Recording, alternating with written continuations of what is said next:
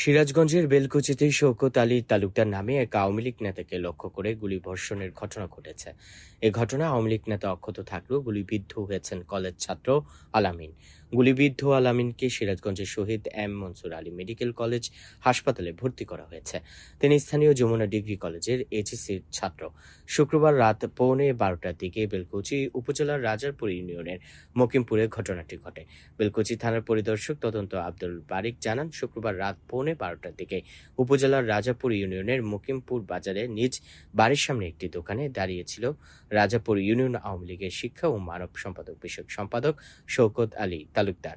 এ সময় অন্ধকারাচ্ছন্ন রাস্তা দিয়ে আসা 3 তরুণকে দেখে সন্দেহ হলে আওয়ামী লীগ নেতা শওকত আলী দোকানে প্রবেশ করেন। পরে ওই 3 তরুণ দোকানের সামনে এসে শওকত আলীকে লক্ষ্য করে গুলি ছুড়ে পালিয়ে যায়। গুলিটি গিয়ে লাগে দোকানে উপস্থিত কলেজ ছাত্র আলামিনের পায়ে। খবর পেয়ে পরিবারের সদস্যরা তাকে উদ্ধার করে রাতেই সিরাজগঞ্জের Shaheed M M Mansur Ali medical college হাসপাতালে ভর্তি করে দেয়। তদন্ত কর্মকর্তা আরো বলেন, ঘটনার বিষয়ে অনুসন্ধান চলছে। আওয়ামী লীগ নেতাকে গুলি করার ঘটনায় জড়িতদের চিহ্নিত করার চেষ্টা করা হচ্ছে। এ বিষয়ে মামলা দায়েরের প্রস্তুতিও চলছে।